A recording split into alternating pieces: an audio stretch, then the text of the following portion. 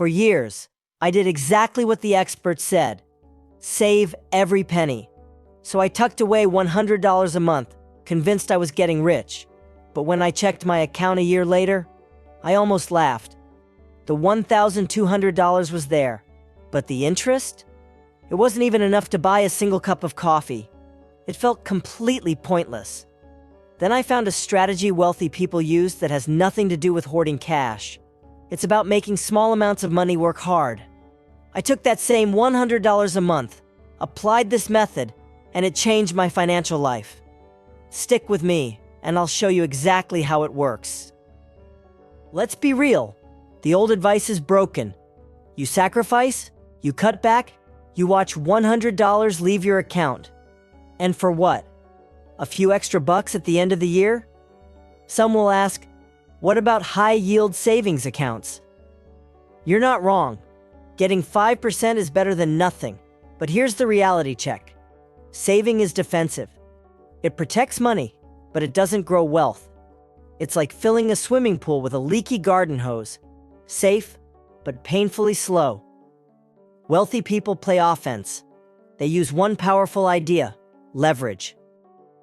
My big aha arrived when I stopped looking at $100 as cash to lock away and started seeing it as a tool. Leverage is just using what you have to get a massive result. In finance, it means using a small sum to control a larger asset or build a system that earns far more than what you put in. Even with just $100, you can tap into 3 specific types of leverage. The first is financial leverage. Instead of buying $100 worth of stuff, you use that money as a down payment to control much more value. Like fractional real estate where you own a slice of a property. It's the same principle as a mortgage, small cash controlling a big asset. Then, you have skill leverage. This is where you invest that $100 into yourself to learn a marketable skill. That single one-time cost can transform into a recurring income stream worth hundreds a month. Finally, there's operational leverage, where you use that $100 to kickstart a micro-business or system, like buying inventory to resell or software that automates a side hustle. That initial cash builds a machine that generates revenue even while you sleep. The shift is simple. Stop letting money sit and start using it as a lever to build an engine for growth. So how do you actually do it? Instead of putting my next $100 into savings, I tried real leverage ideas. Here are 3 practical actions you can start today. The first is the mini landlord method. Use financial leverage to get into real estate. I know it sounds crazy. Real estate with $100? But crowdfunding platforms like Fundrise, Arrived, and Lofty let you buy fractional shares of rental properties with minimums, sometimes as low as $10 or $100. Your $100 is pooled with thousands of others to buy property. You own a tiny slice and get a cut of rent and any profit on sale. You get landlord perks, passive income, and asset exposure without a huge down payment or maintenance calls. This isn't a get-rich-quick scheme. Returns aren't guaranteed, and these investments are illiquid. Historical returns are often 5 to 12%, but the real power is getting a foot in the door of an asset class that used to be out of reach.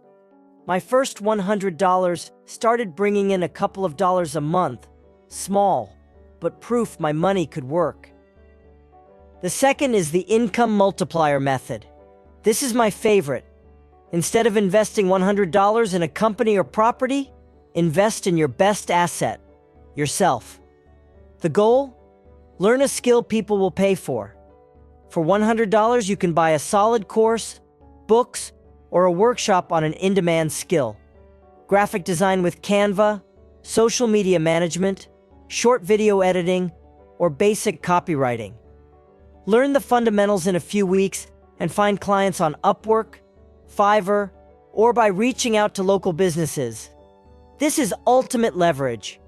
A one-time $100 investment can create $300, $500, or even $1,000 per month.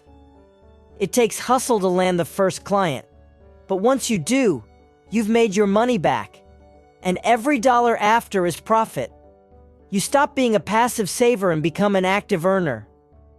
The third is the micro CEO method.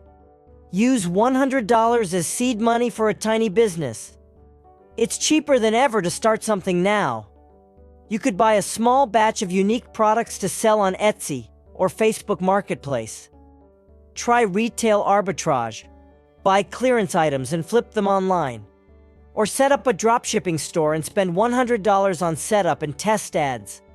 Start small and test fast. Yes, there's risk. Many micro businesses fail. But treat that $100 as your "is this a good idea" fund. If a product sells, reinvest profits to scale. You're creating a small economic engine with almost no upfront cost and potentially huge upside. All right. We've gone from why just saving isn't enough to 3 real-world ways you can leverage your money instead. If you're getting any value out of this, and the wheels are starting to turn, do me a quick favor and hit that like button. It really helps the video reach more people who are stuck in that slow-growth savings trap. And make sure you subscribe so you don't miss the next video. What happened when I ditched my savings plan and went all in on leverage? I'll be 100% transparent. I didn't become a millionaire overnight. This is a strategy, not a lottery ticket. I put my first month's $100 into a real estate crowdfunding platform. Months later, it was generating about $1.50 a month. Tiny, but real. While that grew quietly, I spent the next month's $100 on a social media marketing course. I practiced, built a small portfolio by helping a local nonprofit for free, and then landed my first paying client for $300 a month. With that income, I funded the third play, $100 into a print-on-demand t-shirt business around a niche I care about. It took months to gain traction, but it eventually added $50 to $100 a month. After a year, that plan generated me roughly $1,200 plus about $25 in interest. My leverage strategy produced a small but growing real estate stake, a marketable skill bringing in side income, and a micro business that paid for itself. The income and value I created outperformed plain saving by a wide margin. This isn't to say saving is bad.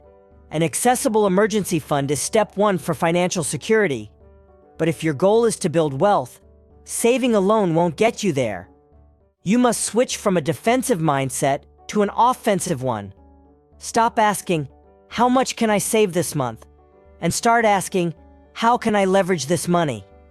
Whether it's buying a tiny piece of a building, investing in a skill, or starting a micro business, the aim is to turn that static $100 into a dynamic tool that works for you. You don't need piles of cash to start, just the right strategy and consistent action. Take that $100 and build something that grows. Thanks for watching. If you want more ideas on how to build wealth from scratch, make sure you're subscribed. Make sure to check out the videos on your screen next. They'll give you even more ideas to grow your financial knowledge. See you there.